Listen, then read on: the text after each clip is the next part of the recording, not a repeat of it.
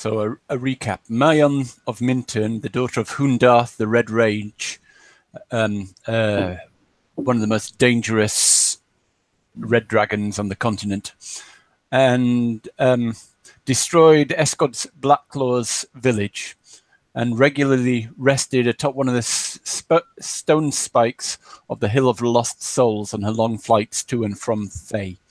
So Eskod the Dragonslayer went there to ambush her, but instead this warrior found the wildlife hunted to oblivion, humanoid scavenging parties everywhere, and a floating castle in the distance heading north.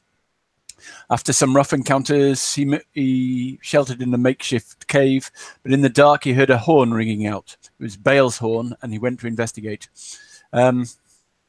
But he stumbled into a hobgoblin patrol, and in the fight in the dark, that's where he encountered Bael's arrows coming to his aid, and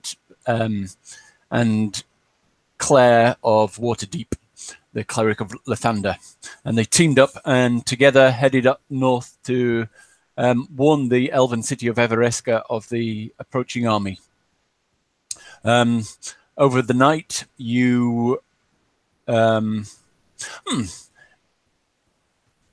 you remember the encounter with... Do you remember the hill giants? Yeah. I remember the hill giants. Go on, Dave. Yeah, we were... As we were traveling through the mountains, we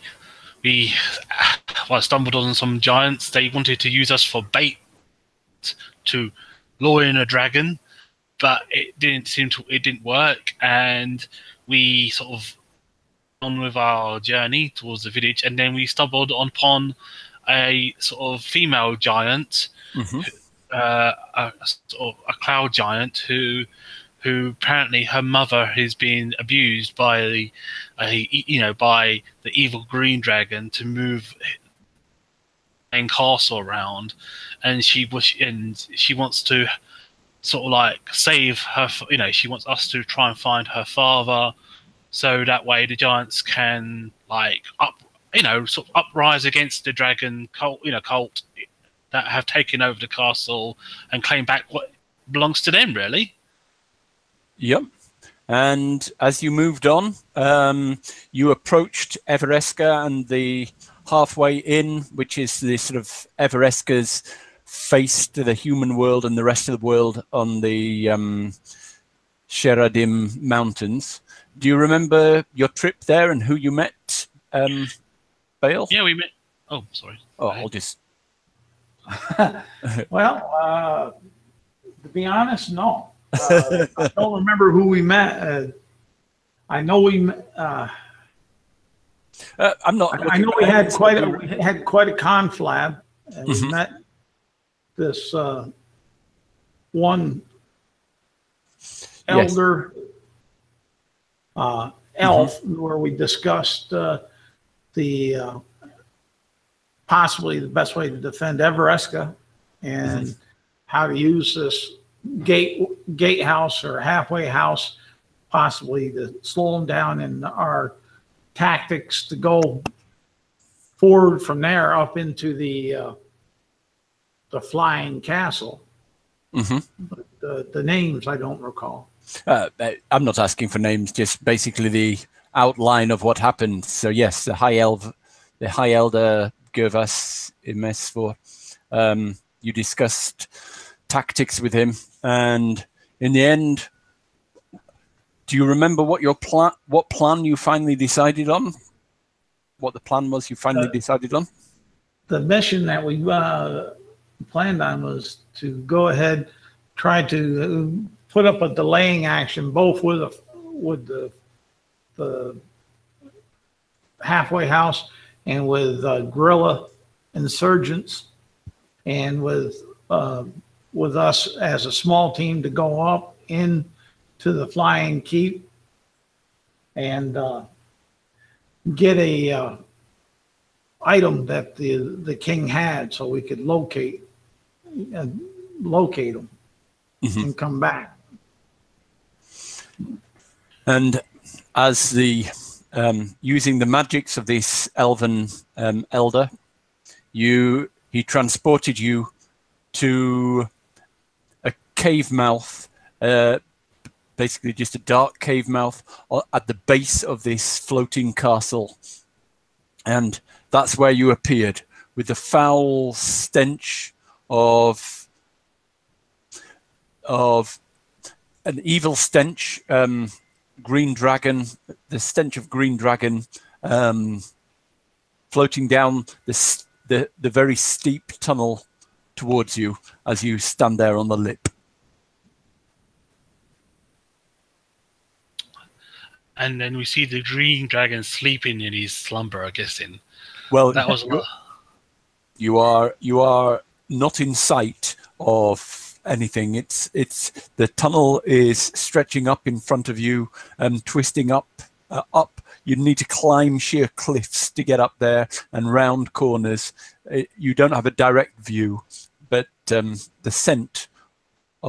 You've smelt the green dragon before, and you recognise the scent. Well, And there are rich spices on the air as well. we know we have an ally inside, being the king's daughter, Mm-hmm. such, and Bael Yes. is really Katrina. Bael is really having a hard time because he's fighting within his inner demons at the moment. As far as it's almost to a berserker rage, whether or not to go after truth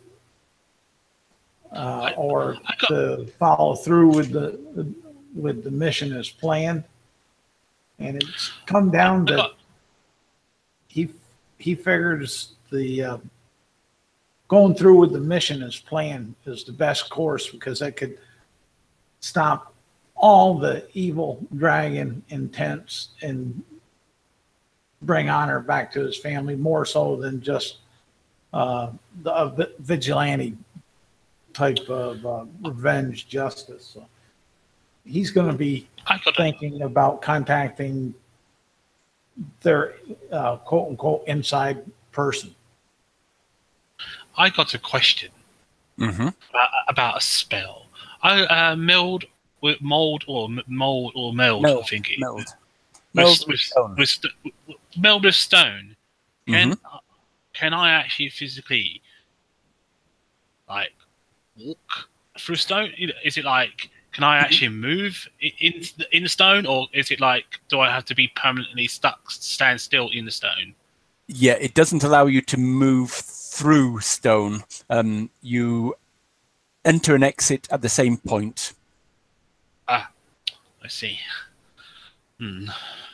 You can sort of sink yourself.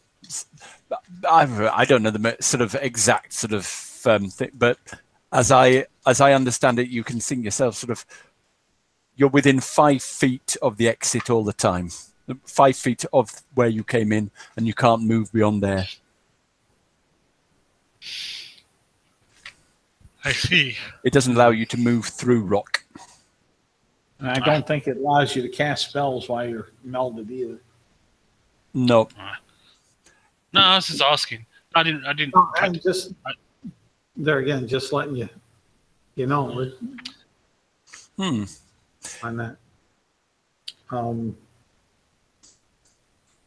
Bael would suggest that possibly we could try to either sneak through the caverns, or try to climb up the side, or the bottom, as it would be the bottom side of the floating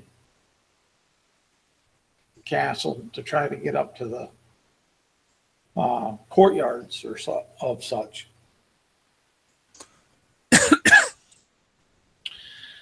All right, let's. But both of you make no. Actually, you hear as well as a smell of as well as this smell that you've smelled before. It's not. It's a sort of distant smell. It doesn't sound like. It doesn't smell like the green dragon is just round the corner or anything like that. It's just present, or has been present, in these caves recently. But you also hear a distant sort of chipping going on in the echoing down through the tunnel that you're at the mouth of, and looking up on the outer wall. You could climb up a certain distance, but then there'd be an overhang that a 20 feet of overhang that you'd have to find some way of getting round. So there's some sort of chipping noise going on, huh? Yep. Inside the tunnel. I thought,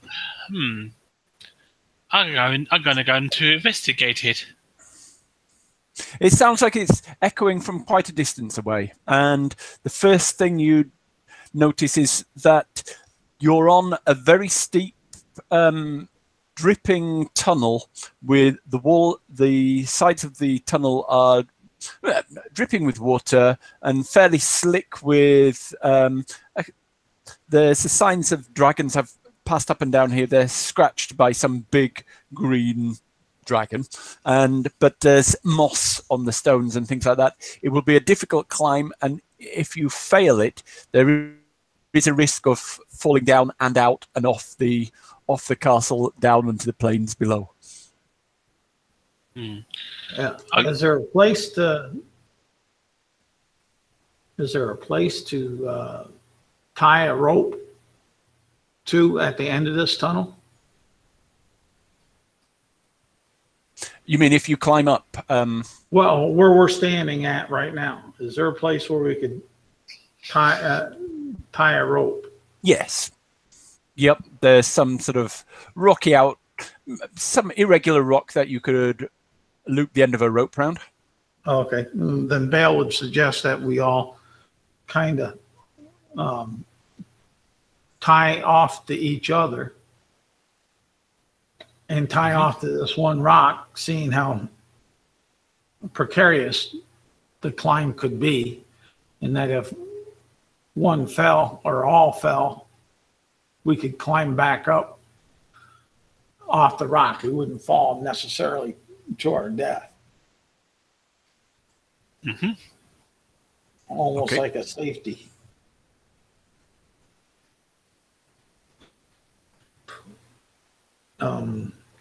As far as that, and Bael would be willing to take point, since he'd be moving slowly anyways, trying to be stealthy to sneak up on where the sounds are coming from anyhow. Okay. And Claire, you have rope? Yeah, I got rope. I got the normal length rope. Okay. We'll tie that to you. That gives us 100 feet, more or less. And I imagine Eskod would have that, and maybe use him towards the anchor point, like a belay man, if we start coming on down to help pull us up. All right, let's climb. All right. So, describe yourself. It's treacherous going, but you're a skilled outdoorsman. Can you make a DC 14 athletics check, please? And because you've got rope, you can have advantage. Well, both of us or just one of us? Bael first. Okay. All right. 14 athletics. Oh, I need my glasses.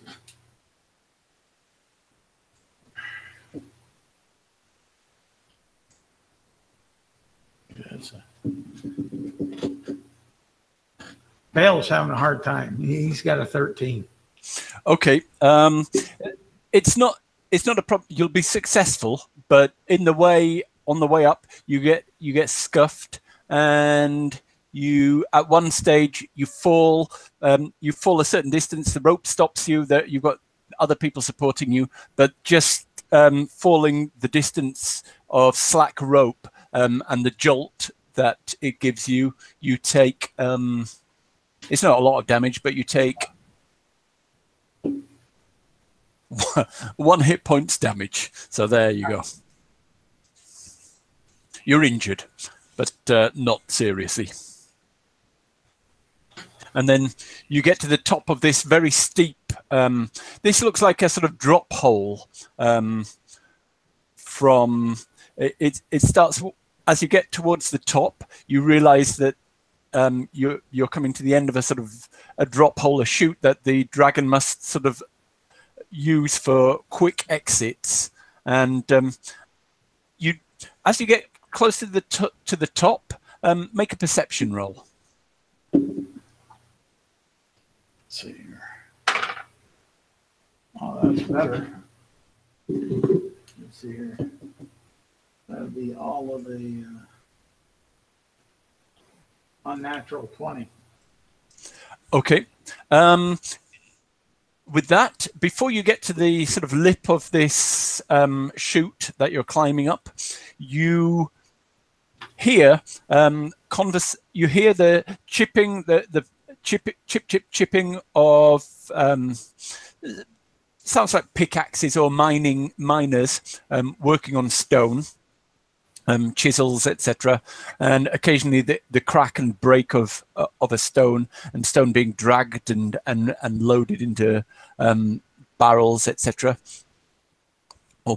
And you hear occasional tired humanoid conversation. You're not too sure what.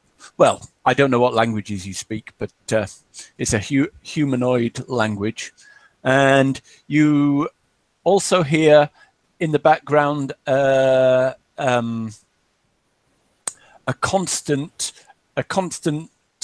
intoning of some arcane ritual in a sort of whiny, in a sort of very thin voice. And apart from that, you hear the sound of water splashing. There's some there's dripping, and it's dripping into a there's water dripping regularly into what sounds like a large pool, in not huge, but some pool in the room above. All right, Bael will.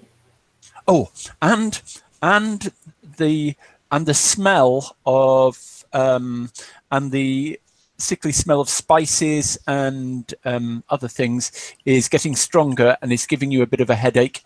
Can you make a poison save, DC 10? All right, let's see here.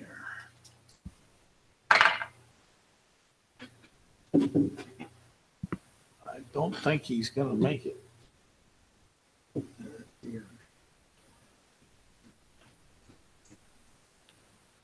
So he got himself a 4. So not you don't really realize the effect of this poison until you just think there's spices and smells of spices and sort of rich perfumes in the air, and it's not until this sort of quite intense headache kicks in that you realize that this smell, it has some sort of toxic element to it, and you've got the poisoned effect. Oh, okay. It's not giving you any damage, but you know the. Yep. Mm-hmm. Okay. But you're not at best concentration at the moment. Yep. Bael will signal with his hand and tugging on the rope for Claire to come on out. All right, she starts climbing. Okay.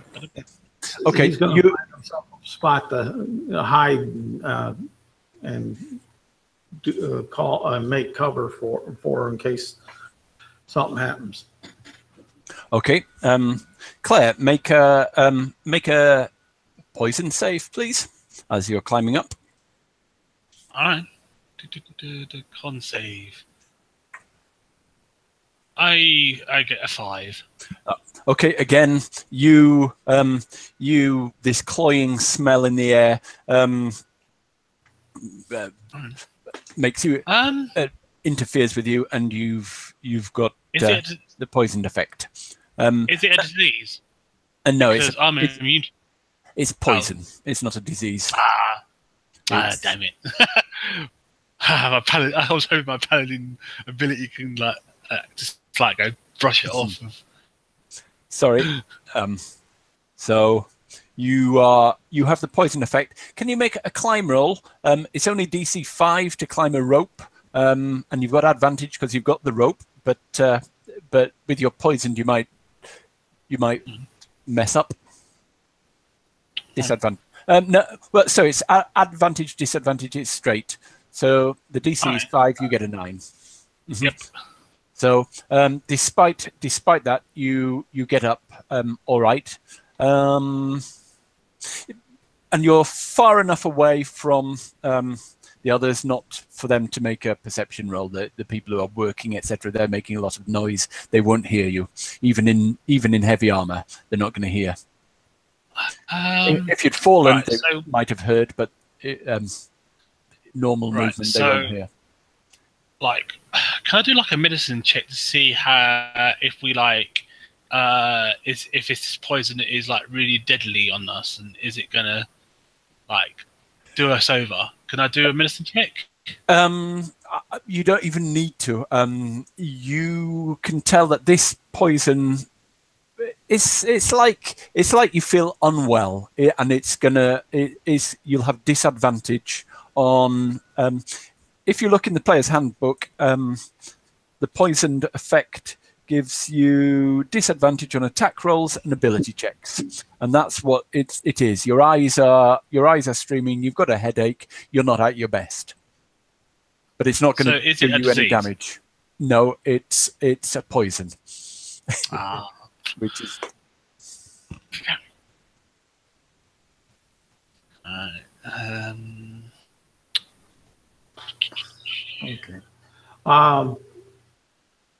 Bael. Now that you've got up to the top, I'm presuming you'll sort of have a peek over the edge. Yeah, what I'm going to do, I'm going to. Right, I got. Let me see. I got 2. I can do this twice a day. So what I'm going to do is, I'm going to lay a hand on myself. Describe what people would see. So Claire looks at Bael and looks at herself, and she's got water in her eyes and coughing a little bit, realizing that this is affecting our sight and our minds a bit. Start rubbing her face a bit, like she's got a headache. With your hand, you got a headache or something like that. And the hand starts to glow, and she lays a hand upon herself, and the poison effect goes away. Mm-hmm. And then she goes over to Bael and then starts rubbing his face with her sort of silky hands, and he is now also removed from poison. Mm-hmm. Okay, yes. So that's cleared that, and that's made you immune to this specific poison for the next 24 hours. So the poison of the Najara orchid will not affect you for the next 24 hours. Mm-hmm. And Bael will actually say thank you to Claire for that. And Claire's so surprised she falls off the side of the shaft and falls down, dragging you with her, and you both die.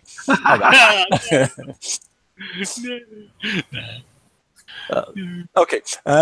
Then you're sort of perched on on a ledge just below the rim of this sort of shaft, and you risk a glance over it and get an impression. You're in a big chamber, and you can see lights in people. There are some kobolds with torches. You haven't seen kobolds since Greenest a long time ago, but there are kobolds with torches, and they're the ones with the pickaxes, and they're chipping away at this chamber. There's a sort of upstanding. There's a sort of pillar of rock, like a seat, 20 feet high, that is possibly a sort of like a perch for a dragon, basically, to sit on. And they're just removing the irregularities and adorning that with symbols of chuth and places. They're putting treasure chests or chests into the rock, cutting out little cavities to put chests in, and it looks like a little, basically, they're preparing this chamber, turning it into a bed chamber, some kind of permanent resting place for Chuth. But at the moment it's just an empty chamber that is being converted to a dragon chamber. And in the distance, you see human, not a kobold, but a human-sized creature, humanoid, in very loose-fitting pale grey tunics, with large bulky gloves over his or her hands, and a sort of very broad-brimmed hat around his head, with his or her head, with a sort of veil hanging from the hat, so you can't see his face, but it's only a gauze veil, and this one is moving around, removing weeds, placing some of these Najara orchids into cracks and watering them, and pruning. There are various pots with little stunted thorny trees that he's got in a row, and occasionally he takes one and plants one in a place, and he's this human figure is reciting all the time. It's muttering under his breath the arcane enchantment you heard. There is a staircase. There's a large pool of water next to this large pool of dark water, about 30 feet across, next to this dragon perch, and there is a roughly cut staircase leading up on the far side, hugging the wall of this underground, fairly naturalish chamber, if you can call anything natural in a floating piece of rock that's in the sky.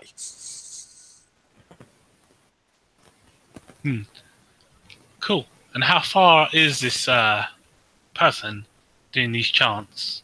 Is he by himself, or? Yeah. He's moving around. It depends how long you watch him, but when you first spot him, he's 100 feet away. Okay. And somewhere there are a few kobolds near him. Others are spread out in other places. But he's moving around all the time. Looks like we have found the enemy, Bael. Yeah. let's see here. And this is a human, you said, right? Humanoid, human-sized, and yeah. Okay. Just, alrighty. Then, Do you think it could be your brother, Bael? anything is possible. Maybe a little tall, but possible nonetheless. There's that distance between us. Should we go closer and have a look, or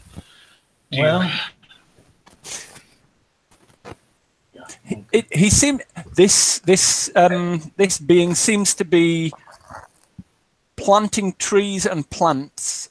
Well, when I say trees, small shrubby bushes and plants in the cracks and things around the chamber. Bael will, and it might come over your way eventually if you wait. Bael will tell Claire, just wait one moment. all right? He's going to cast silence on that humanoid.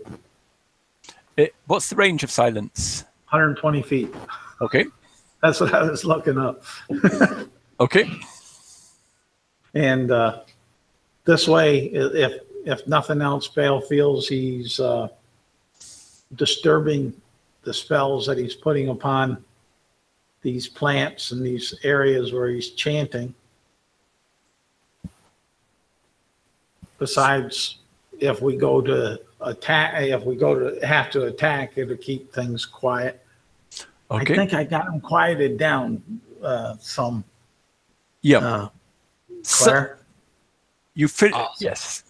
You finish your spell, and suddenly the silence, the chanting is interrupted, and even some of the chipping and chiseling at the stone suddenly falls silent. All right, let's get closer and take him out, shall we? Oh. We can, or would it be smarter for us to see if we can go around them unnoticed? She looks around. I wish to do a perception roll to see if there is an alternative route.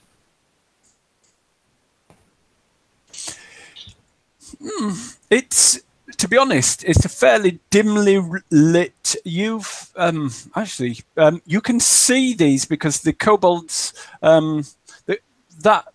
this human might not be human because it's not using a torch or light source down here, though the kobolds have them. The kobolds can see in the dark, but they're using them maybe for fine work or maybe just for warmth down here. But they're using some torches whilst they work, and the human sometimes wanders into the dark without a light source. So you're guessing it's not the human size thing is not completely human. But now it's fallen silent. So you could keep to the shadows and go around the edges, though you'd sort of try your luck going silently, though you'd be at disadvantage because you are blind at the moment unless you light some kind of light source, in which case you'd be very obvious. Well then, I shall let Bael take the lead. I say to Bael, it seems that the darkness is shrouding my delicate human eyes. They're not as sharp as. I will take Claire's hand, and help with her hand and his help guide her through the stealthy steps that he'll be taking. And as you do so, I shall cast before we move. I shall cast guidance on myself. The kobolds, the kobolds who were in the silent area have moved out of it. I'm guessing you concentrated the silence on the human. So the kobolds have left the area, and they've alerted the other.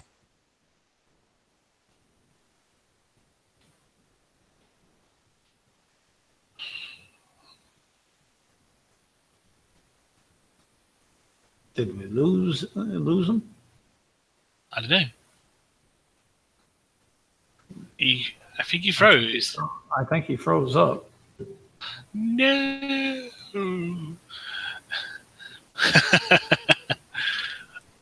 We are now level 20 because we killed the GM. Nice. Awesome.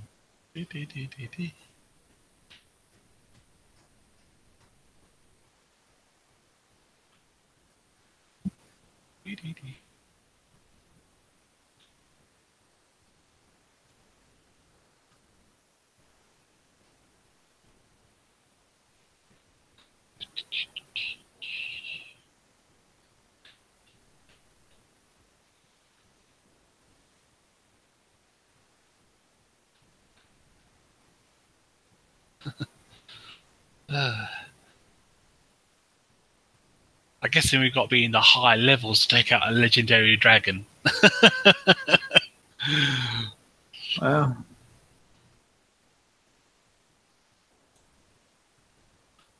don't necessarily have to take out a dragon. That's why Bael's fighting with himself. What? It took a bunch of thinking on what he would do as a character. I mean, you got a whole elf community that's in threat. I mean, anything I could do to the dragon, maybe if I got away with it, would be to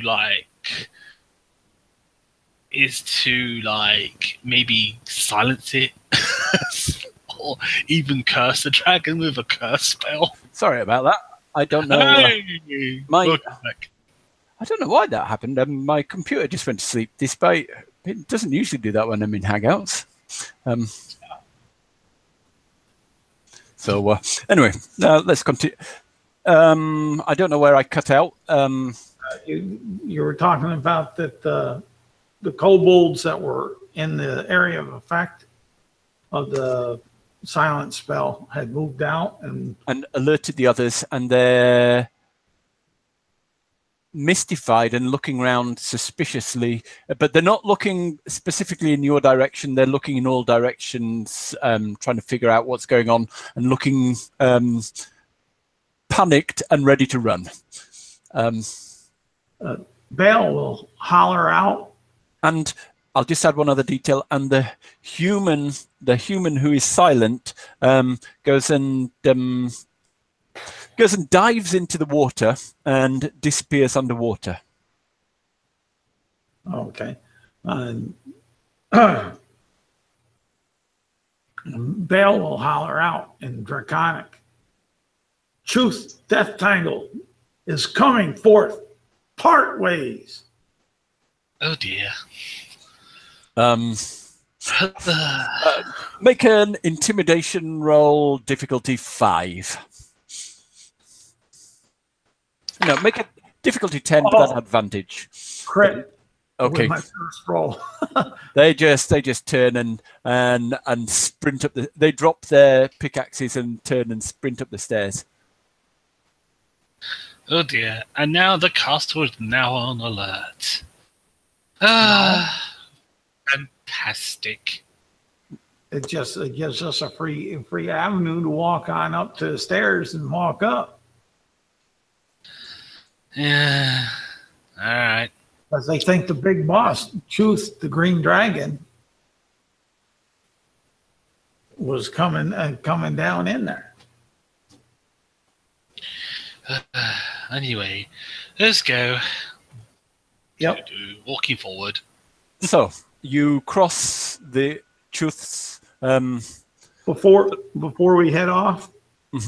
Bael's going to untie himself and leave the rope there so he doesn't get yanked, and suggest that Claire does the same and tie the rope together with each side and leave it coiled up because we may need to use it for a quick getaway. Yeah, she'll like cut, like wind the rope up and like hide it in some sort of rocks, cover it up with some like dirt or whatever, and pull out a bit of white chalk and then put a little white dot on the rock so she knows where she hid the rope. A little tiny white dot. Yes, to help you find it. Okay. Yep, and then start walking towards the stairs. Okay. So you cross this this chamber, and there are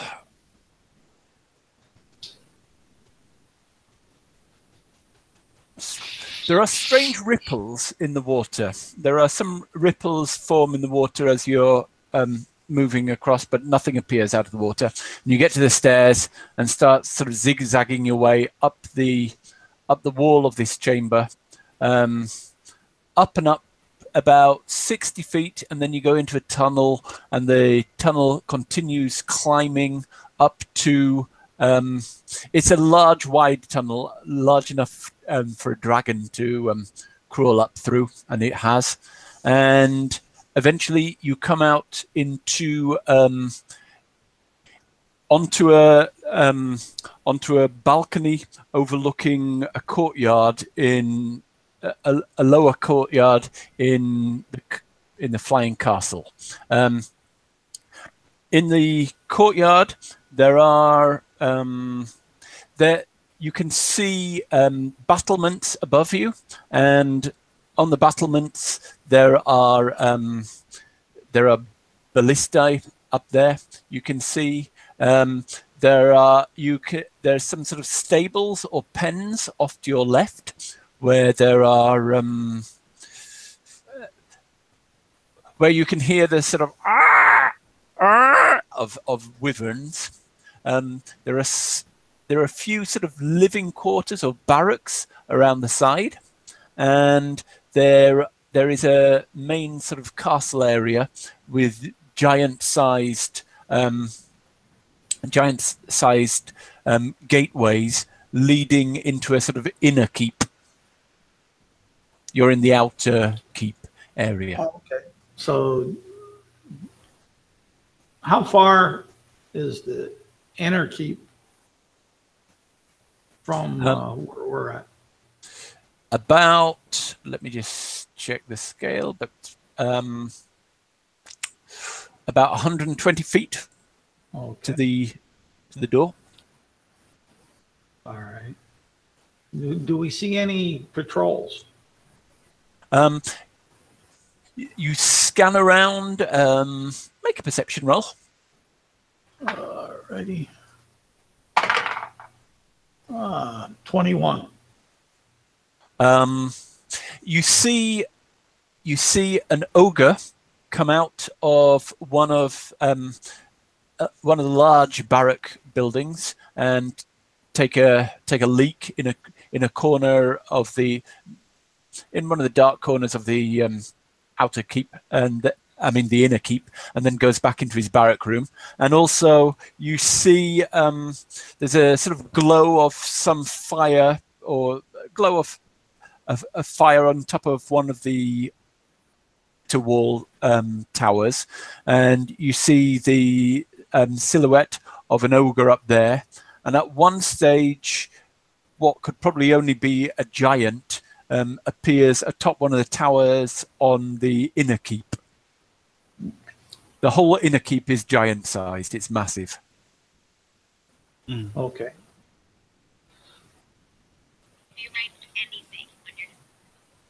Is the giant by himself, or?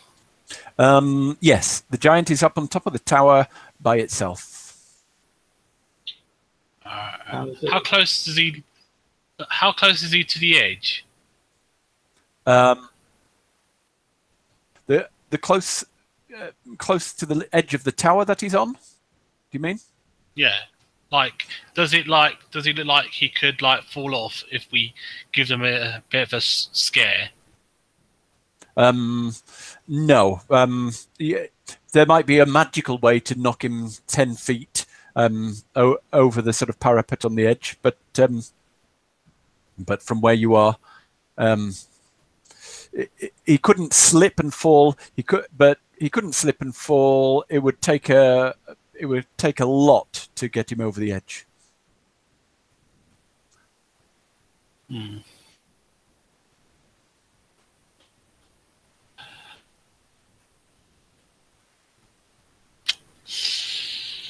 Him or her. That's what I was going to ask. Do we recognize the giant? It's dark and it's out of sight of your dark vision. It's a sort of moonlit night. Make a DC 10. Make a perception roll and tell me what you get, but it's at disadvantage because it's out of range. At disadvantage? Yep. All right. It's an 8. An 8. All you can tell is you don't think that it's Katrina, who you saw the other day. Now, from where we came to the balcony, do we see any hallways or doorways that may lead back towards the inner keep?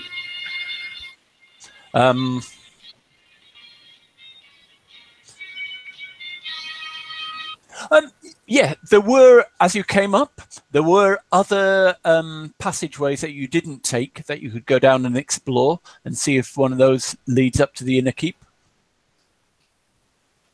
What say you, Claire?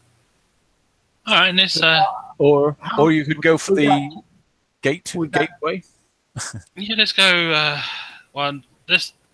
Whoever seems to be the most simple and safest route. I do not mind. Because we got, 20 feet from the balcony that we're on down to ground level. Right? Yeah. And exactly what we are. What are we looking for anyway in this castle? We're looking for a personal item that the king has used or kept on himself a fair amount.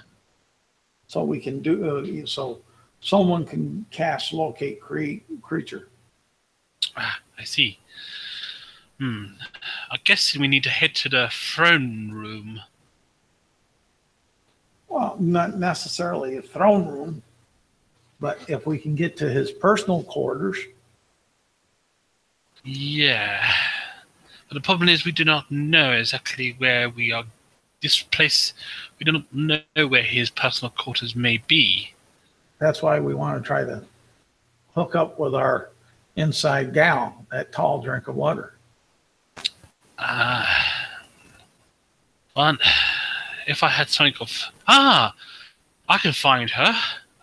Claire concentrates for a bit and then casts locate object for her her holy symbol, because she remembers that she gave an extra holy symbol to the giant and see if she can find where the giant lady is.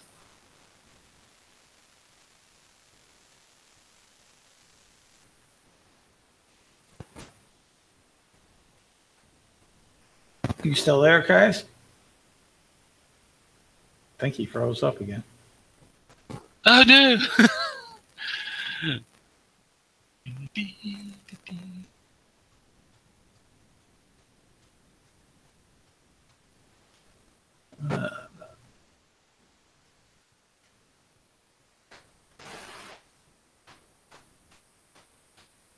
I like that icon he has with that vulture in the skull and it being animated. Yes. The wonders of gifts.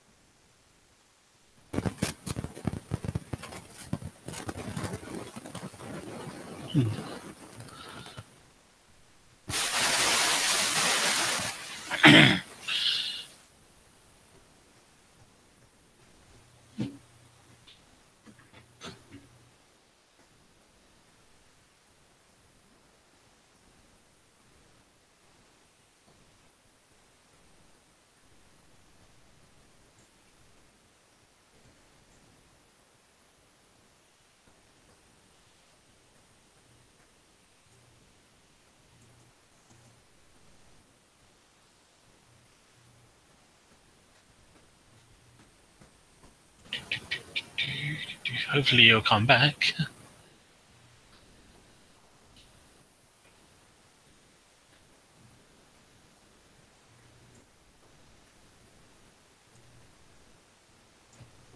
Well, hopefully you will.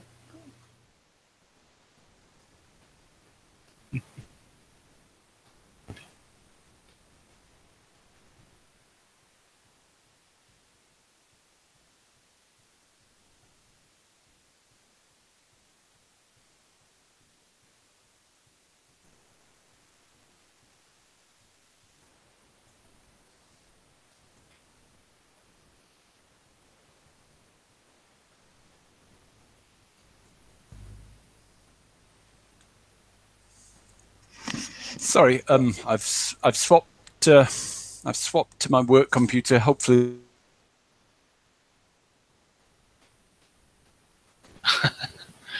Oh dear, Charles. Guys, you're breaking up. I think we lost your audio, guys.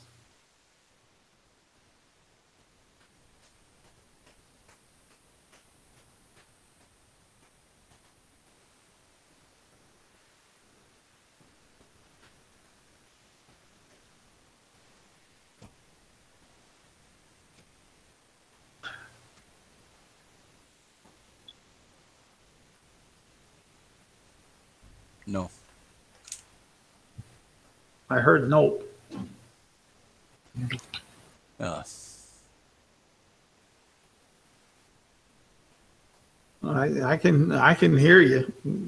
how about think. now? Can Yeah. you hear me now? I hear it. Yeah. Yeah, we can hear you now. Okay. So sorry about this. This is I don't know what happened to my. It just seems to be going to sleep all the time, and it's not responding at all. And this one isn't such good quality, but and that's broken my thought. Well, so you got up to the you were in the outer bailey, looking up at the keep, up at the huge keep that Yes. on this floating castle, and trying to plan your way into the inner, reminding yourselves of the objectives of your mission and your next step. Yes, and Claire casts find locate object and wishes to find her holy symbol that you give to the giant, so that way we can track. That way we can easily find where she is at. Okay. What's the range of this? Let me see. It's 1,000 feet, isn't it? I believe so. That's 333 yards. About a quarter of a mile. So you scan sort of around, trying to work out in the castle your holy symbol would be, but you don't scan. You don't get an impression of the direction. It doesn't come up. It's not. You're thinking it can't be in the castle at the moment. It looks like she is not here, Bael. I tried to find her, but it seems that the signal I give her is too far away from my sort of cleric-y senses. Luck is a fickle beast. Yes. As they say. So, well, let's see if we can locate possibly an object that we know that the king would have used and such. So, all right. Well, we just got to find the most grandest doors in the castle. No doubt that will be his sort of private chambers, maybe. So if he is a king, then no doubt a king would sleep in the most grandest doors there is. The greatest door is the one leading into the inner keep that you can actually see where you are at the moment. And the gate. Let us head. Should we head to that, Bael? It doesn't look like a door to a. It looks like a door. It looks like a gate into the inner keep. let's go that way. I just go that way then. Walk in. So you make your way over the courtyard towards this gate. Make both of you make stealth rolls and tell me what you get at disadvantage. Okay. What? I get disadvantage. Bael doesn't, does he? Oh, yes, no, Bael doesn't get disadvantage, but it's basically, let's see if they notice Claire. Oh, okay. Okay, Bael, I got a 13 guidance to help me out. Yep. And that'll be 1d4 plus 2. So that got 13, 14, 15. I got 15. Disadvantage. Oh, good. Okay. So you smothering as best you can your armor. You make your way up to these huge studded oak doors, and there's some on the lintel above the doors. There is some writing carved in dwarven runes, but probably the giant language. Ooh, I cannot read giant. neither can I. Bael would say.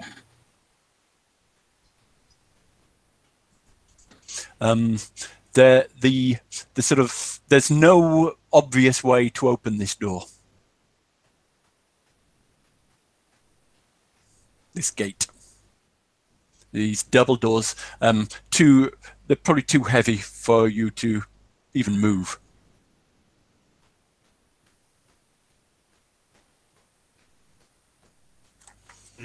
What are they made of?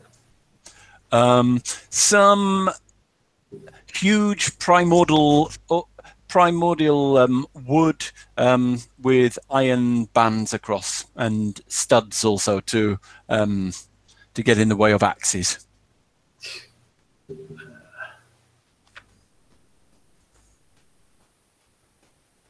Wouldn't that be it? You could climb up the walls and possibly go in through one of the windows further up. You could climb up to the roof where you saw the giant come out on top a few minutes ago.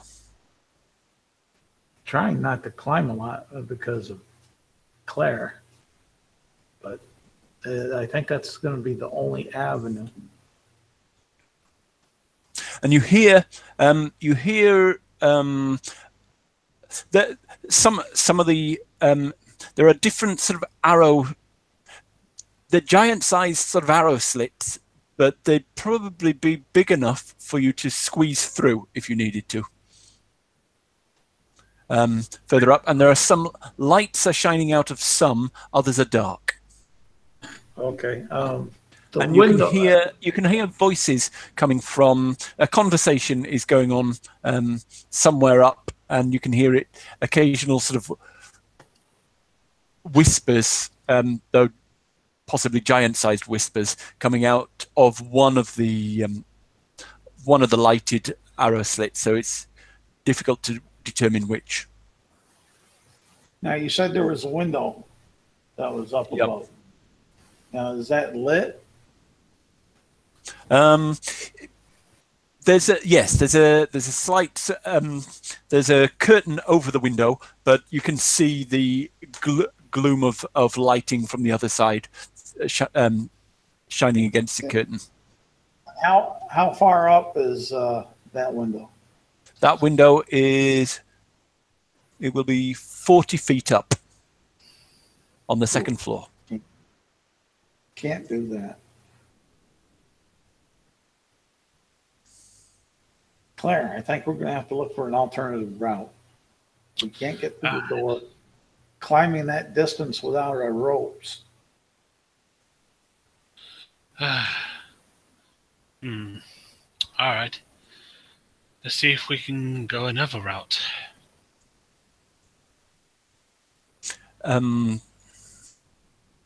Okay.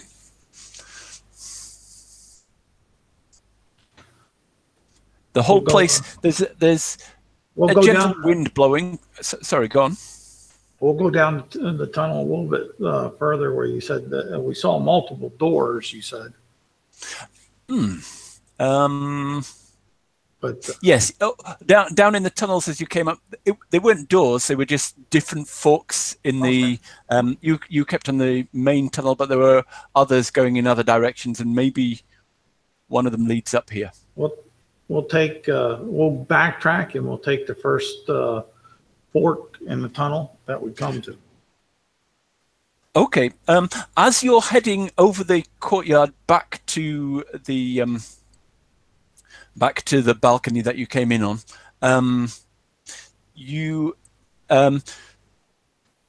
as you move away from the door, you hear on the other side of these massive doors, you hear a sort of growling and a sort of scratching at the door, but there's nothing more than that. And then a little bit later, as you get back to the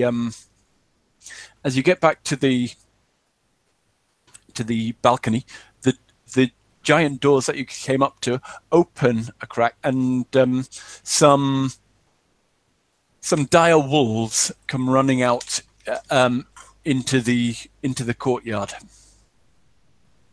Okay. And you hear a voice speaking to them, a giant voice speaking to them. Okay. And do you want to beat a retreat up into? You can leave. They're coming out, sort of growling and looking for whatever they scented earlier, but they haven't detected you yet. You could retreat up the corridor and they'd just be growling at sort of noises and shadows, or you can stay and confront these wolves and the giant that led them out. let's go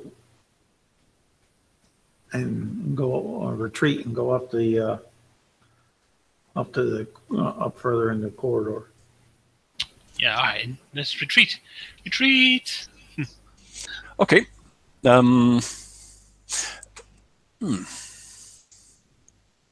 Eventually, make an investigation roll to find your way through. Investigation. Or stone cunning or something like that. I got a 9. I'm not investigating today. Oh dear. 17. Okay. There they go.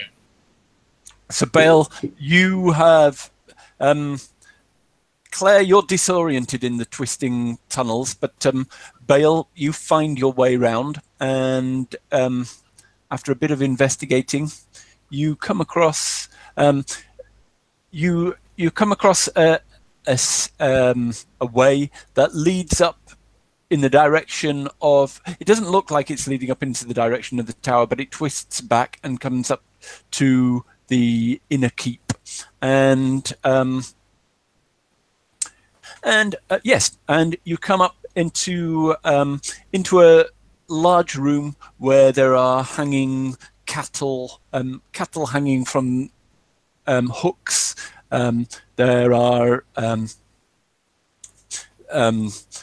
There are preserved meats, some sort of bushes which pass as vegetables, things like that in this room. Okay. And large barrels, and a heavy door at the other end of it. Everything's much bigger than you are. It's built for giants, this place. So it's a storehouse or storeroom or larder. And there's one giant rat at the other end that looks balefully at you as you come in. Huh. A giant rat? Yep. All right, let's smack the giant rat. Okay. I'm not going to even roll with this. Just describe how you deal with the giant rat. I just get my morning star. I pull out my morning star very quickly and sort of like eek rat and swing at it with my with my morning star at its head, and its skull right to bed into its skull, and then its skull falls to the ground and it goes crack and blood splurts everywhere and pops. I pop his head with my morning star. Okay.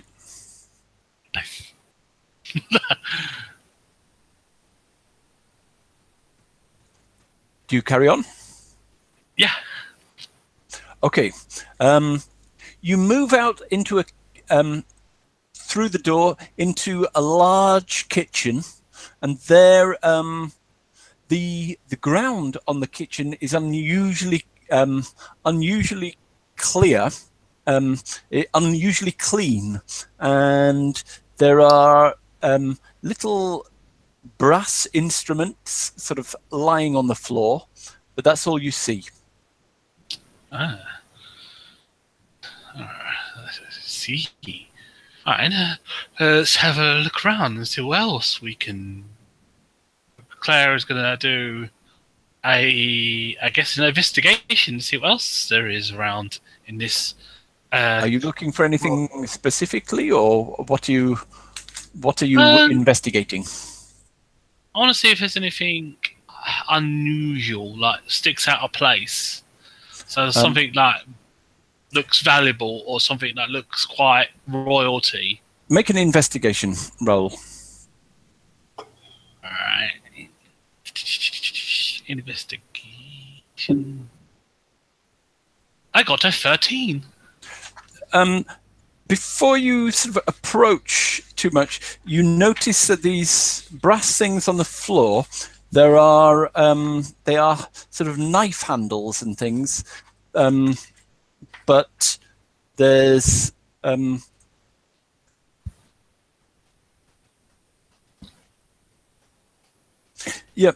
sorry, not knife handles. They're the blades of knives, but they don't have the handles. Very unusual. Looks like we're in the kitchen, Bael. Yeah, maybe we need to see if we can get out. There are exits from here, and there's a snoring coming from one of the exits, and the other exit is dark. Looks like we have found someone to interrogate. Well, that or else we can leave them to their sleep and go around this other way that's dark and quiet. True, but we need to find the king's chamber. And if we do not know where it is, we need to ask. I mean, it might be hard to convince this giant, but hopefully we can appeal to its better nature. Well, we may end up causing him to, or it to, signal an alarm. Very true. This is hard. What should we do? You hear some singing as something big starts approaching the kitchen.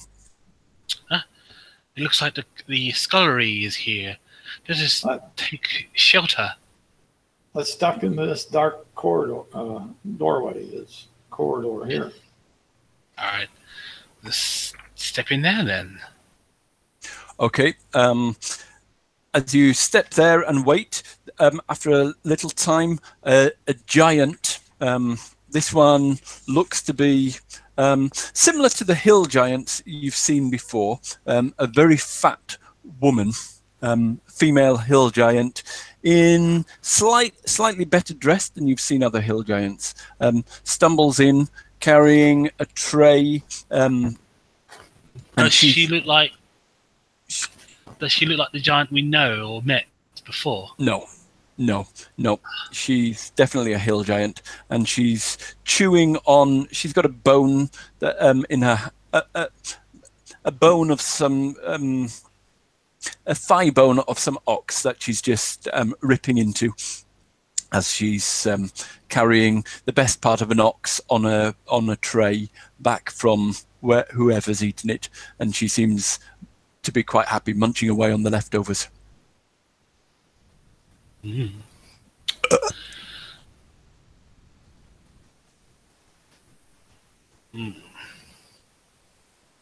What should we? Let's go further back and see where this goes. All right, you lead the way. All right. Okay. You head down. You've headed. This is the corridor. At the far end of it, it's got the ladder. It's got another 2 doors on the way up. Okay, we'll go to the first door and check it. Okay. See if it's locked. It's not locked, and again, it's another. It just seems to be where they keep their dried, their grain, etc. here, and there's it's a place for dried grain, dried things. They keep. It's a drying room. It's quite warm in here. All right. Are there any other doors in this room? Not in this one, but there's another one off the corridor. And as you go down and check the next one, you find that one is locked.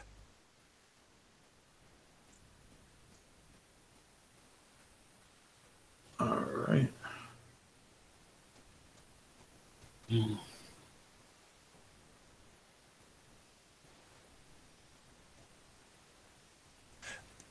So the way on is through the kitchen, where the female hill giant is eating, is feasting. She doesn't seem she doesn't seem to have heightened alert. She doesn't seem to alert, and she's drinking as well.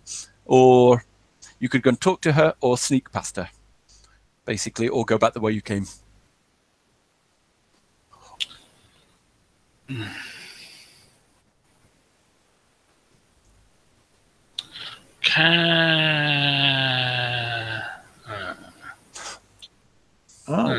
can try to sneak past her. Yeah, I can't sneak. Yeah, you can. For this, I think you might be able to. As far as that, because what I'll do is I'll cast silence on her. All right. That would stop her from hollering any alarm.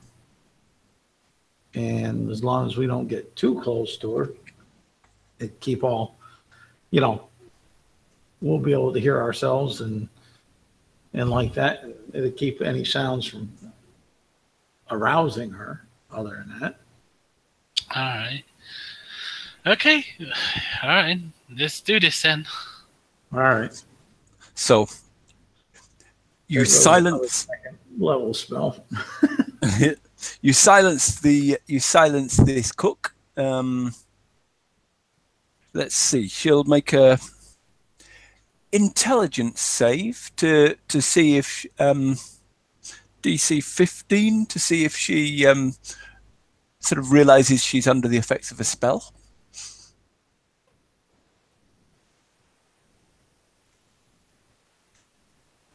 No, she doesn't. Not with a end result of -2. She doesn't even notice that she's silenced. She just carries on chewing happily. All right. And so Claire's going to try and stealth. Okay. I'm going to give you automatic success with her investigation or her intelligence roll of -2. I think she's become obsessed with something and with her bone, and she's not paying any attention to anything. You sneak past and get into the other side. There's a little corridor which leads into a main feasting room, and there it leads up some stairs into a large feasting room. There's a fire burning down at one end. There's a long feasting table at the other end. Around the fire are various comfortable seats. There's a suit of armor by the fire, and at the end of the table there is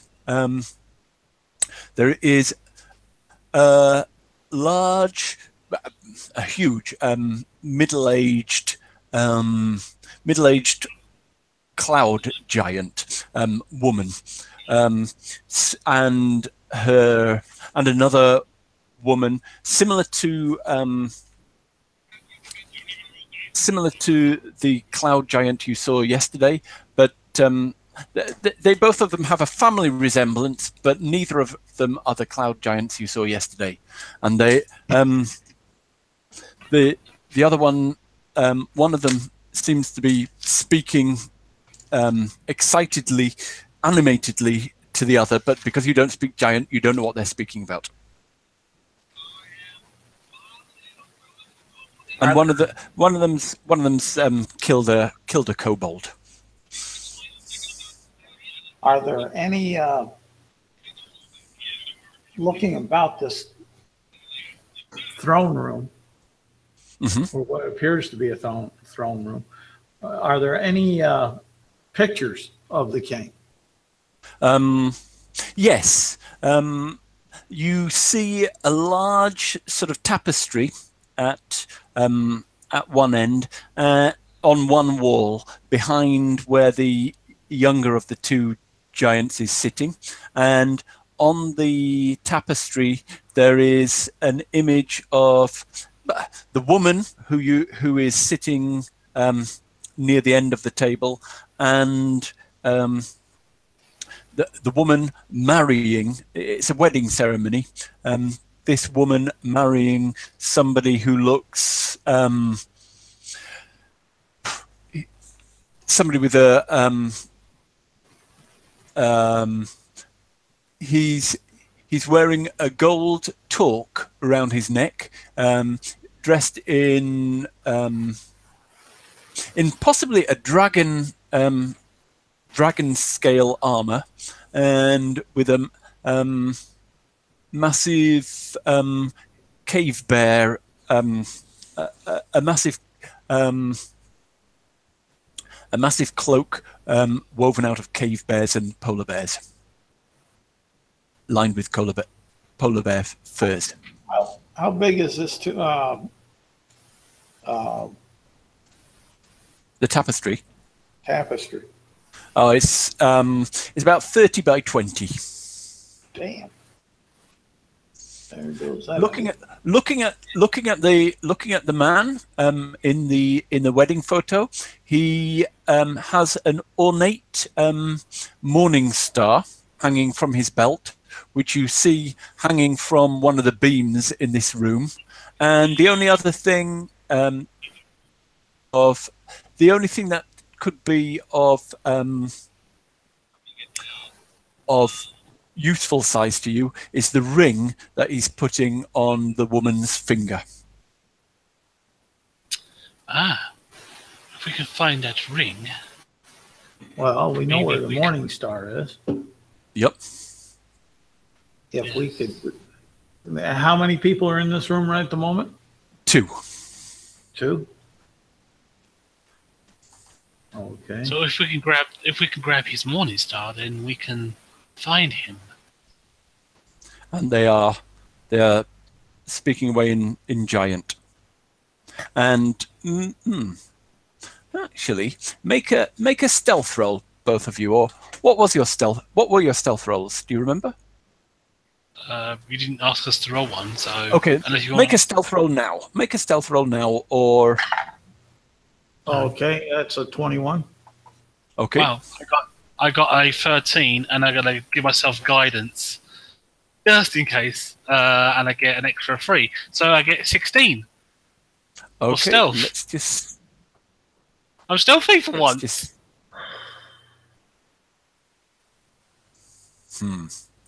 Very good, but we'll see.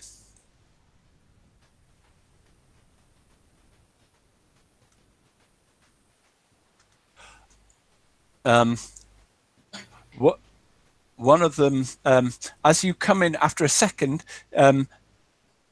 the woman raises her hand and sniffs and starts sniffing the air. And as she starts sniffing the air, she turns and her eyes fall on you. Oh well. And I tell her to go away. So yeah, I tell her to retreat. So yeah, command, retreat. Let's roll initiative first, okay? So, all right, that is. Oh dear, I got a 6. Looks like I'd be acting last.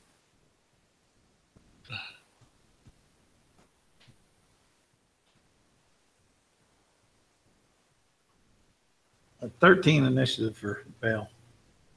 okay, and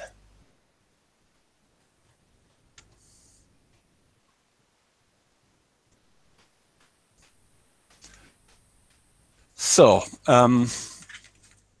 1 second.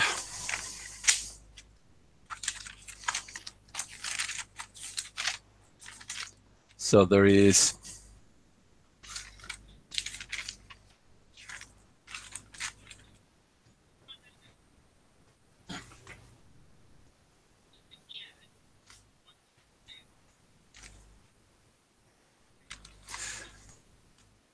Elme.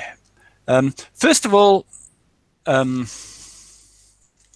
the younger of these 2 giants looks up at you and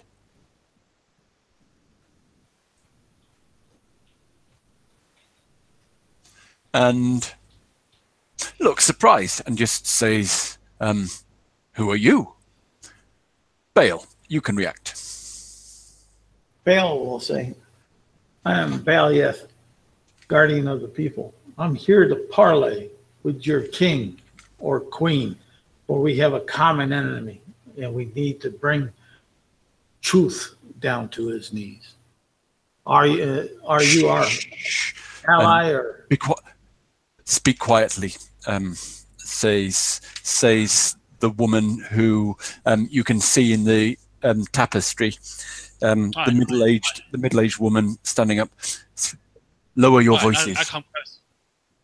I come closer to the big lass, and I say, hopefully you can hear us from up there, madam. I am Claire Valentine of Waterdeep. And you, elf, you smell familiar, but follow me, she says. Follow me. We'll be further from possible prying eyes. And she leads you up up the spiral staircases, up the tower, onto the very roof of the tower. Where there's a sort of parapet round the edge of the roof, which she can look over, but it's too high. You'll be hidden behind the parapet completely from prying eyes from below, and something would have to fly over directly above you to actually see you, and there's nothing flying up there at the moment. So up on the parapet there's a bit of wind blowing, and you're up on you're about 120 feet above the courtyard below, above the upper courtyard, about 200 feet above the lower courtyard, and about half a mile above the ground from here.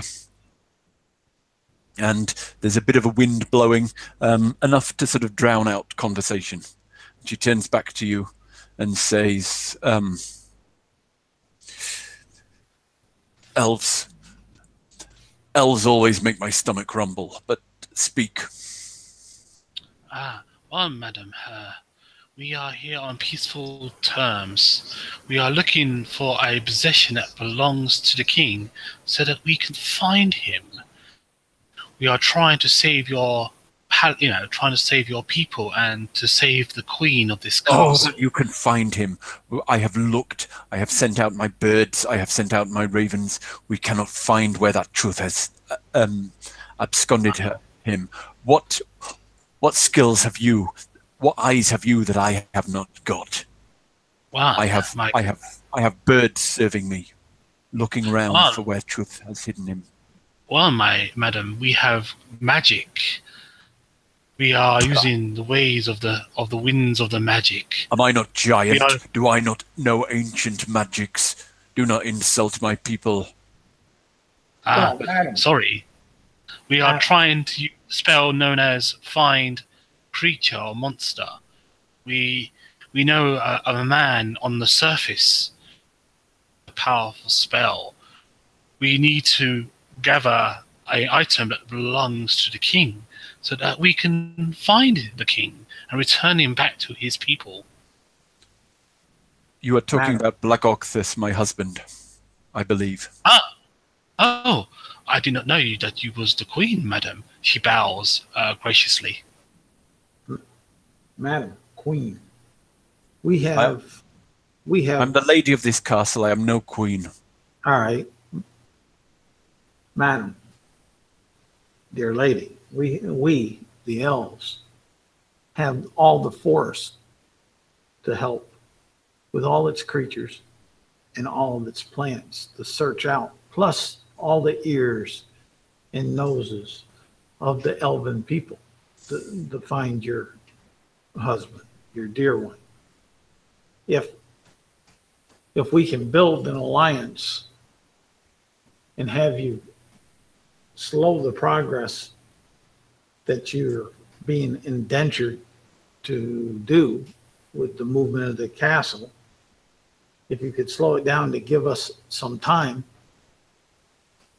and if we could get a keepsake that your good-hearted loved one has used, excuse me, then we will endeavor to find him so we can bring save him back to all you. our races.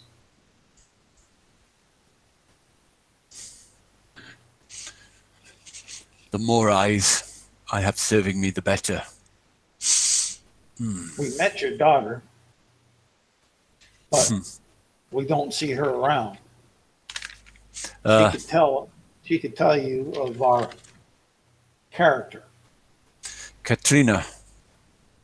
Yes. She's a- We met her on the surface dwellings, madam. Your daughter was a very fine lass, let's say that. She's a willful one. She's a willful one. And maybe she has more courage than the rest of us. Maybe we should... Maybe my husband is dead. Maybe my daughter is dead already, and we should write them off and fight the giants as we have fought for millennia. But I'm not ready to give up on Black Octhus yet. And I nor believe- But maybe I should be. Is not the war with the dragons our deepest cause? Maybe even deeper than husbands. I can feel your turmoil, your pain. For me, myself, I have suffered the loss of my mother and father to this worm. And I am There looking might be a way to find out if your husband and daughter are still around. But I might clairvoyancy. I need cast clairvoyancy. Do you have it memorized? Yes. All right. But the Esclarota turns to you first, Bael, and says, "You have lost. This truth has taken your father and mother. You say, I am sorry for it." I feel your suffering of separation from your loved ones. I have my turmoil of separation, the loss of my mother and father, and he's How long ago did it happen? Oh, it was many months ago. It was 9 months ago, if not longer.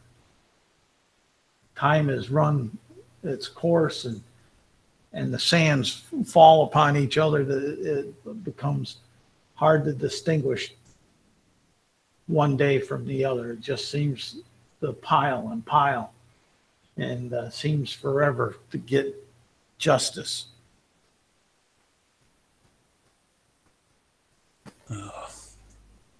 And But with the passing of time, has the pain diminished?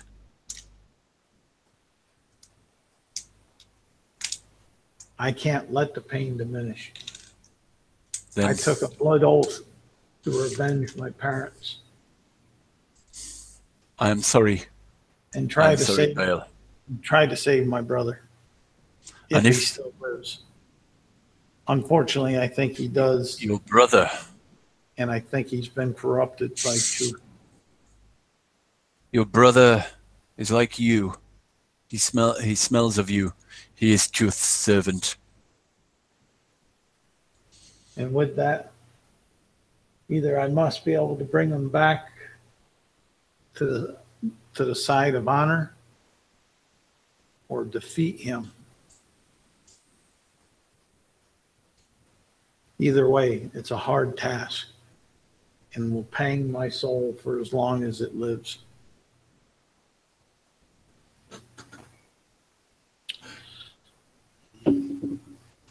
Your hope, your quest, I do not know what to do. Do I face Truth when he comes back? He is growing more powerful all the time.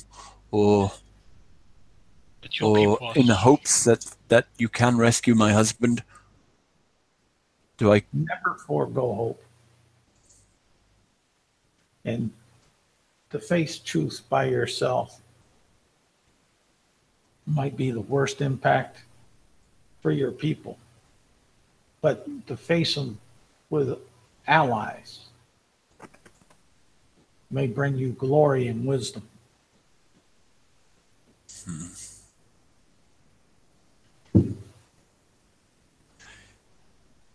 I have a plan.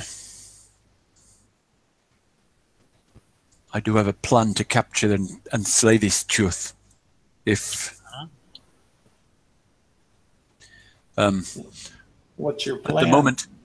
At the moment, he has gone out with this elf that is your brother, and he is scouting. He is scouting the approaches to this elven city that they plan on plundering. But Truth plans to reside, to rest, to take his rest in the chambers underneath the castle. But I am a cloud giant. I control the winds. I control the weather. I can summon up a storm which will make it impossible for him to fly, and he will be trapped here. And if he is trapped here, I can crash this castle with him in it. And he is a great dragon, but whether he can survive the crashing of this castle down on the mountain, I doubt. Wow. But it would mean the death of me. I would have to stay in the castle, and it would be the death of me.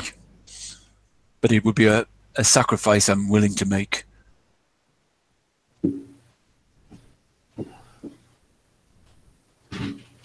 How about you make the weather so he can't come back to the castle?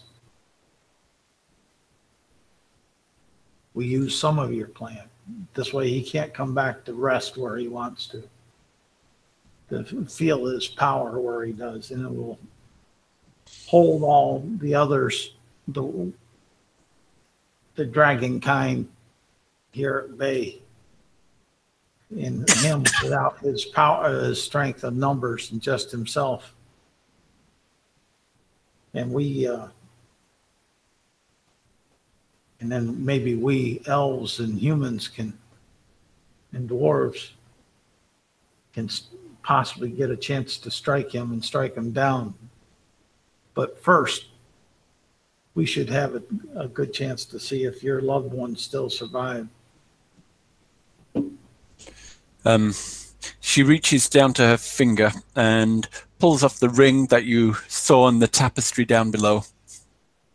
It's not actually made of gold. It's made of some giant bone carved with there's some sort of carvings, runes carved into it. And she said this was our wedding ring, the oath between giants that pledged us, and it was one that it's one that he gave to me, and it is carved out of the thigh of a giant he slew. And not a giant, of a dragon he slew, sorry. I see. Of a mighty blue. Wow. We shall go to the service and speak to the elder elf wizard there, and he will help us to locate your husband, and we shall try and rescue him. Do not underestimate the cunning of dragons. If this is in Truth's lair, then it'll be well protected and well. If my husband is kept in Truth's lair, he will be well protected and well guarded. Though maybe I can delay. Maybe you can get to the lair when Chuth is not there, and I can hold him off with my magic, with my storms. Sounds reasonable. Sounds reasonable. Lady, talking of this, can you slowly bring your castle down so it's about 150 feet from the ground? 160? Easily. There is this little ridge coming up, and we can go down a bit, and we can be 150 feet above the top of that ridge. She says, pointing to a ridge a little bit further on. Then let us depart as allies and with a common goal. We need to get back to our entry point so we can lower our rope, so we can get down to the ground safely with this course of action, so we can... A final question, she says. Yes. Go ahead. Was it you who startled the kobolds? They came screaming, saying Chuth had returned, but yes, I did make that announcement. Then be careful, because one of Chuth's servants, his gardener, the one that they call the gardener, was in that chamber, and she is loyal to Chuth. She will, I do not know her powers, but maybe she has betrayed you already, and she certainly will betray you if Chuth returns here, or she gets to Chuth. And who is this lady? She is, as I believe, she is a servant of Chuth, and she travels with him, and wherever he chooses to stay, this gardener transforms that place into a dwelling that is comfortable and secure for Chuth, a lair for Chuth. Do you know the lady's name? I only know her as the gardener. I see. Do you recognize the species that she is? By the smell, I would say half-orc. Ah. I see. But strangely, she has a poisonous smell about her as well. Do you think it could be our friend that we lost in the caverns long ago? Bael? No friend of ours would turn to assist Chuth. I don't feel. I feel we have stronger friends than that. Well, thank you for your time, madam. Depart from your grand castle. Find my husband, if you can, and then you will see what true cloud giants are like, and remember the war that rocked this world on its bones before you younger races arose. Indeed, as long as your anger does not strike us. And with that, Claire leaves and ties it to the balcony and lowers it down towards the ground and starts climbing down.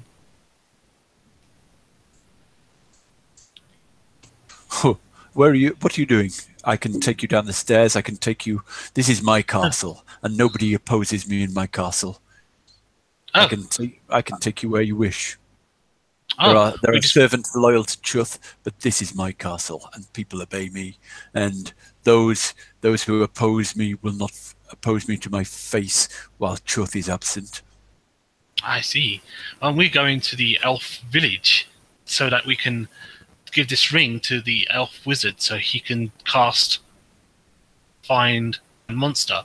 or whatever he wants to cast to find your husband. No, but we need her to stay and do her course, and we can climb down our rope that we have there. The Eskod is watching for us and like that. When we come to this ridge, we'll make our way to the gatehouse there of Everska. Very well. Is that fine with you, madam? If we leave you here and you just lower us to the ground and we will depart from your castle. Would you like me to lower you to the courtyard or to the ground itself? I can do both. Oh, to the ground, be lovely.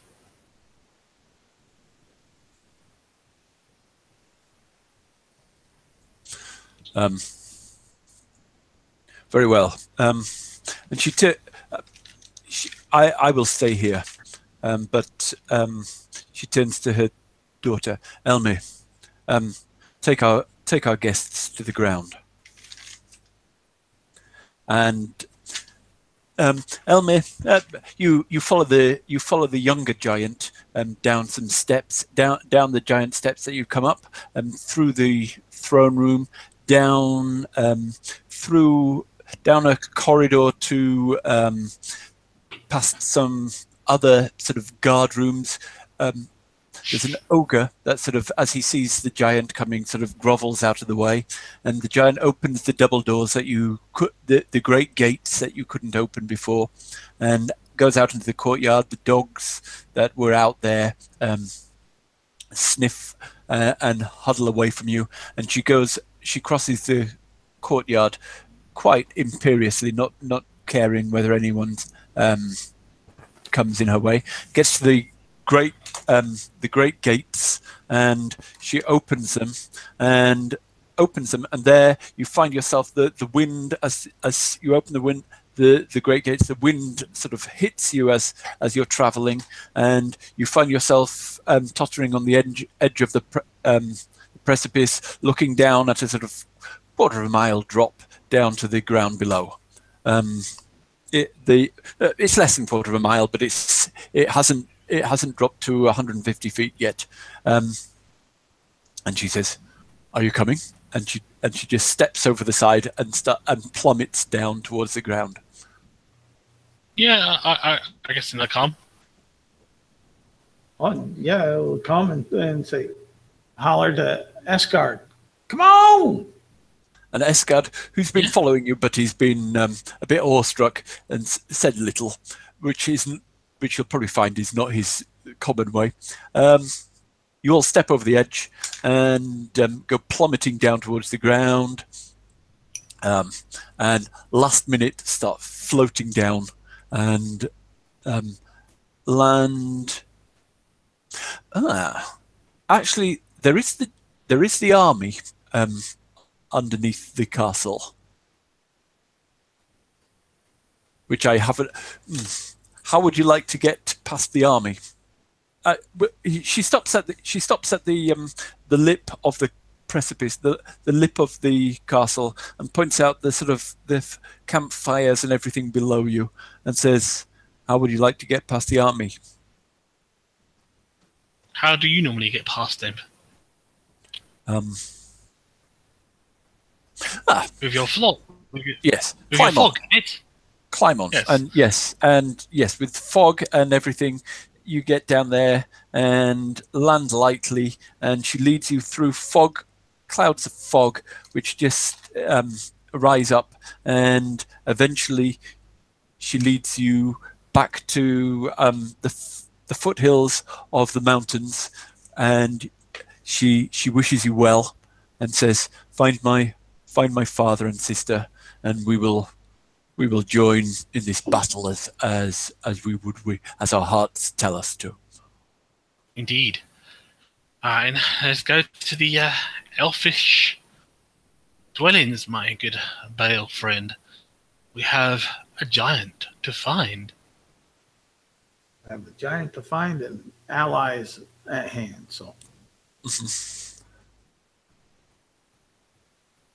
so you make to the halfway house, the inn of the halfway, and there you reunite with the wizards and the elves. Yep. And I say, I sort of greet them, and I say, where is your grand master elf, the leader of your... I have something, some good news to tell your kind. So, seeing you return, they lead you swiftly to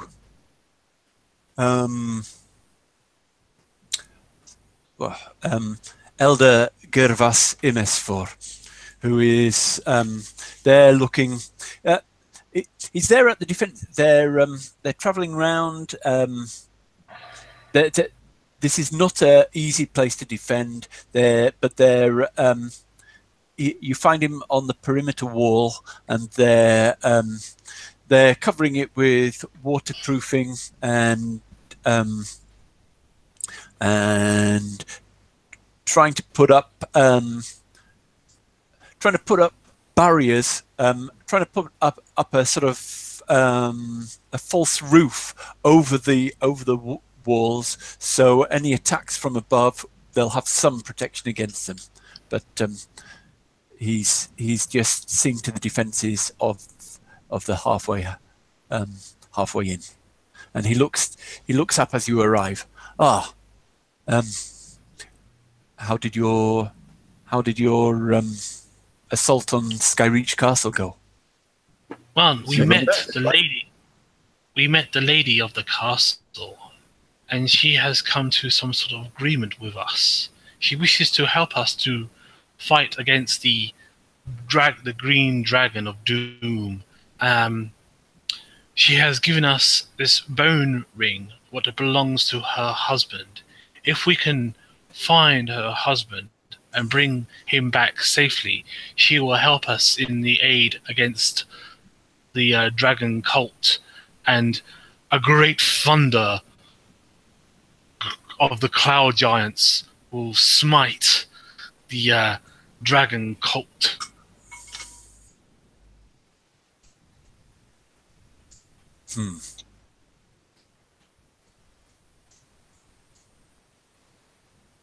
But I am not. I'm not as magical. I have not got the magical properties to find in inquiry.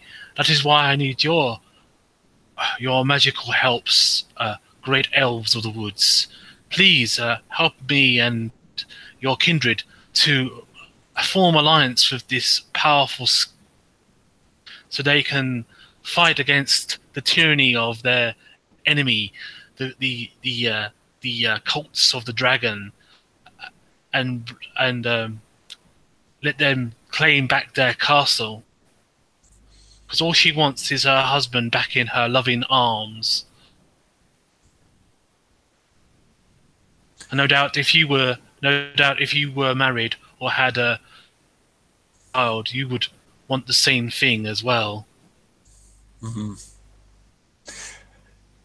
This is a noble quest, but do we have time? He says. The giant, the dragon has been seen in the air tonight. We have seen it scouting around the defences. It was tracing the path. We used a few arrows at it, but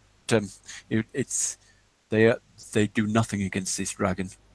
But you, she says to Bael, you have a good weapon to use against dragons, have you not?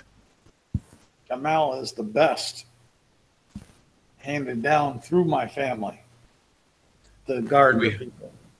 do we have time to go off on this other mission to find some giant who might not even be alive? Well, we must try. We must not give up hope. She said that she will try her best to delay the dragon with her storms and clouds of mist. We have not much time to.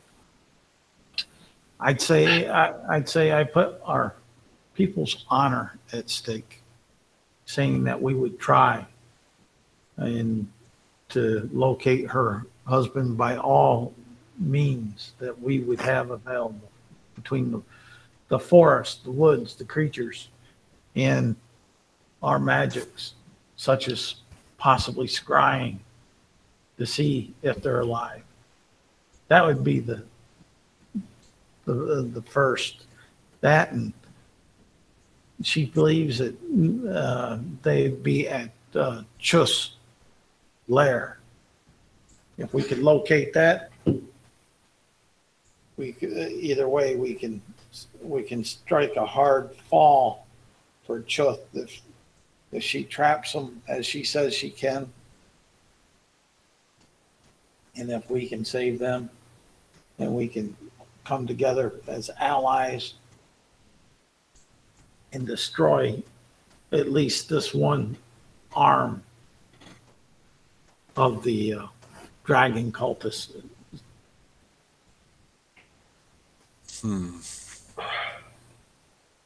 Oh man, you're right. Excuse me. I'm getting a little bit. Shall we?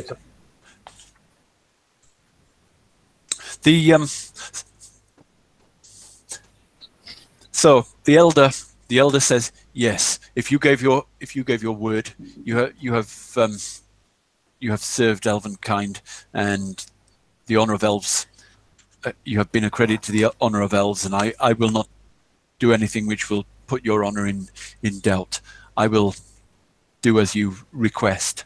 I will use my magic to try and locate this dragon's lair and the giant king that lies within it. Give me some time, he says. Can I take the ring? Yes. Yep. I hand over this big ring. So he takes the ring and says, excuse me a minute, and excuse me for some time. And he retreats into a private room, and if Charlie, you're not feeling too good, and also I'm not sort of completely at my best. If we sort of leave it there, and we'll. It's a good stopping point, and we'll come back with the results of the scrying, the divinations next time. Yep. Awesome. And find Truth's lair. And hopefully we'll have the rest of the team together to make it a glorious battle. Okay. Indeed. Okay. We like glorious battles. Well, this was